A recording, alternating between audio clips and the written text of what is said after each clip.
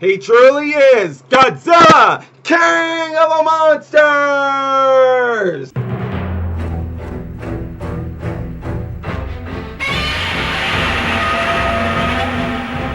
What's up, YouTubers of the world? MegaGeekMixer here to give you guys my non-spoiler review of Godzilla, King of the Monsters! Boy, do I love saying that, and after seeing this movie, I could not be more prouder to say that, just as I did in my intro.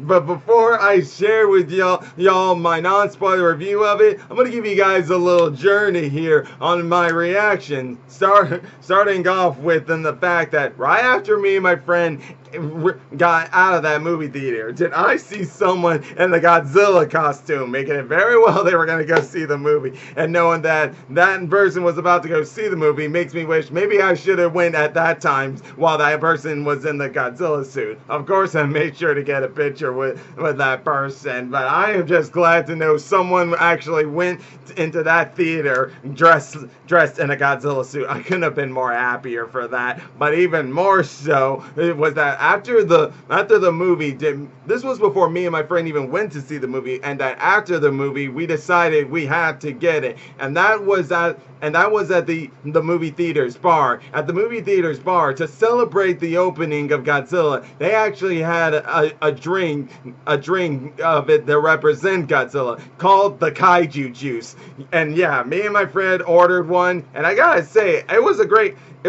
A mixture of like maybe 6 different drinks, but still, I loved it. It was a good drink to have. And then finally, what better way to end my reaction than to show you a little small video of my reaction, along with me and my friend, our reaction to that movie. Here it is. We just finished seeing the movie, and we have just one thing to say: long live the King! Booyah! Booyah! There you go, guys. That's like just showing you guys how much I enjoyed this video. Now, is that me saying that it was a perfect movie? No. I'm gonna let you guys know straight off the bat, I never give any movie a perfect 10 out of 10 or 5 out of 5, whichever way you guys look at it, because there is always room to have done better in a movie. There always is. That's how it was with Avengers Endgame, and no doubt, and with this movie, and with any other movies I see out there, there's always room to improve. There's always the pros and the cons. Sometimes the pros beat the cons, sometimes the cons beat the pros. Well, in this case, this movie though, no, the pros won completely compared with some of the cons that were there. And let me just tell you guys that before going into this movie theater, I did hear about some movie critics out there, ones who had just seen it on its release day and not got that advanced screening. When we got the earlier reviews, they were positive, while here right now they're mixed. And all I can tell you guys is go see the movies yourself and form your own opinion, especially if you're a Godzilla fan. If you're a Godzilla fan, you will go into, some of y'all might go into this movie not even coming close to agreeing with the critics, but might agree with them on some level, while some of those of y'all who aren't a Godzilla fan, who knows, you might go in there and come out agreeing with those critics, or you might not. It really all depends on you. Me, after going in and seeing it, most of what the critics say, I completely ignored them. I'm just like, forget you guys, this is what I was looking for in a Godzilla movie. And it truly was, because if I'm to compare this one with 2014, I'm gonna say I like this one better. 2014 was good, but it still had that flaw of what most people were saying, how it focused too much on the humans. And even though we got the final battle with Godzilla and those Mutos and stuff, it still put too much focus on those human parts of it. But and with the final battle in the 2014, just like the final battle here, it was kind of like the same deal. But when it comes to how it was worked in the camera angles and the shots that were taken in this movie, I'm more for it on that end. But they both still are good.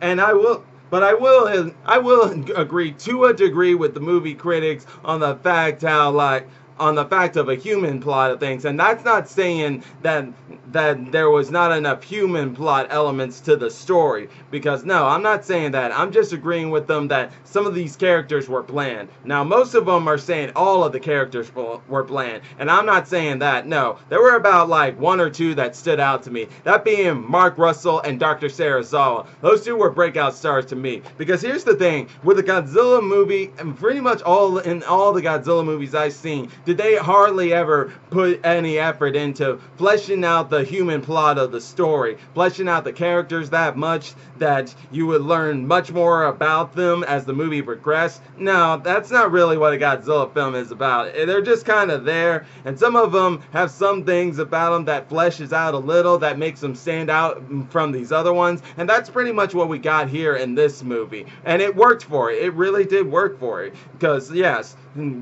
and I will also say that when it comes to those, now you all know Mothra and how she has these twin fairies that communicate for her with the humans. While we don't have them in here, we do get a very memorable Easter egg to them, and it is very memorable. And speaking of Easter eggs, we also got a few Easter eggs and mentions of Kong and Skull Island in this movie, and it was great to know that, especially to know that since it's Kong Skull Island is part of the MonsterVerse, and this is the third installment to the MonsterVerse, that it works out for it. It really does. And as for like the monster battles themselves, it was great. I loved it. Beautiful. The special effects they did for this were great. Mike did an amazing job. Him with the screenwriting and the direction he took with this, I loved it. Mike, you did amazing. I love you, man. Awesome job.